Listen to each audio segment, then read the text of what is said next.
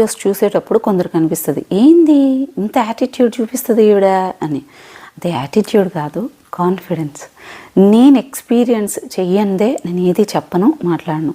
నాకు లోపల నిజాయితీ, కొంచెం నమ్మకం ఉండాలి నేను మాట్లాడే దాని మీద. మీకు నేను ఒక విషయం మీద ఇలా చేయొద్దు, ఇలా ఉండండి అని చెప్తున్నానంటే నేను చాలా టాపిక్స్ చెప్పను, ఎందుకంటే నేను అవి చేయలేదు కాబట్టి. నేను చేసేవి, నేను పాటించేవి మాత్రమే మీకు చెప్తా. మీకు నేను చెప్తున్నానంటే నేను సూపర్ పర్ఫెక్ట్ అని కాదు.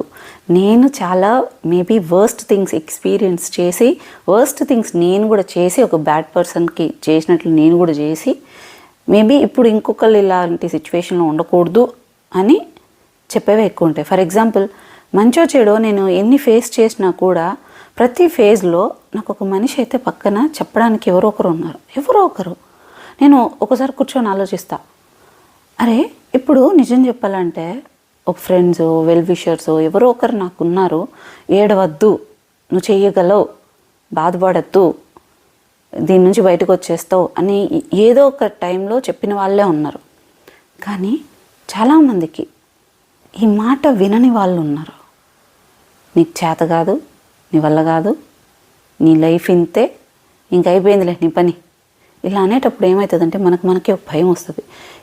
ఈవెన్ ఆంజనేయ స్వామికి కూడా ఒకరు చెప్పాలి. నేను చెప్పాను కదా ఒకసారి, ఆంజనేయ స్వామికి కూడా నీ వల్ల అవుతుంది తండ్రి, నువ్వు చేయగలవు అని అంటేనే పోయి ఓకే కుప్పి గంతుల నుంచి మొత్తం అంత సముద్రం దాటేంత శక్తి వస్తుందంట. అలాగే నాకు నింది అలాగా, ఏ అదృష్టం. అలా లేని వాళ్ళు, చాలా సఫర్ అయ్యే వాళ్ళు ఉంటారు కదా, ఎంత అచీవ్ చేయాలనుకున్నా నువ్వు చేయగలవు, వెళ్ళు నువ్వు చేసిరా అని చెప్పేవాళ్ళు ఉండాలి. సో అందుకోసం అనమాట. సో నేను మీకు చెప్తున్నాను అంటే అది యాటిట్యూడ్తోనో నేనేదో సాధించేసినాను పొగరుతో అని కాదు.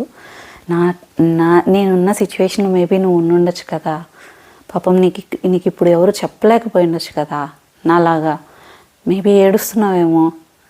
ఒక్కో టైంలో అనిపిస్తుంది ఒకటే కూర్చొని ఇది ఎలా ఫేస్ చేయాలో, ఎట్లా దీని నుంచి బయటపడాలి, అసలు ఏమవుతుంది అని క్వశ్చన్ మార్క్ తోటి ఉంటాం.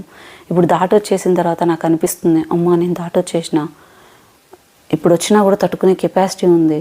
కానీ ఇదే ఫేజ్లో ఎంతమంది ఉంటారో కదా, బాధపడుతుంటారో కదా, ఏడుస్తుంటారో కదా, వాళ్ళకి ఎవరు చెప్తారు అని ఒకసారి అనిపిస్తుంది.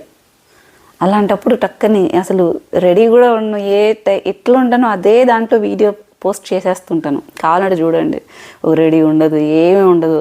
కొంతమంది మీరు బొట్టు పెట్టుకోలేదంటే, నాకు బొట్టు కూడా కాదు, వాళ్ళు అక్కడ బాధపడుతున్నారేమో నాకు అనిపిస్తుంది. ఆ టైంలో నేను బాధపడి అరే వద్దురా వీళ్ళకి చెప్పాలి అని చెప్తా. అందుకే ఆ టైంలో మొహం కూడా కడుక్కొని ఉండను.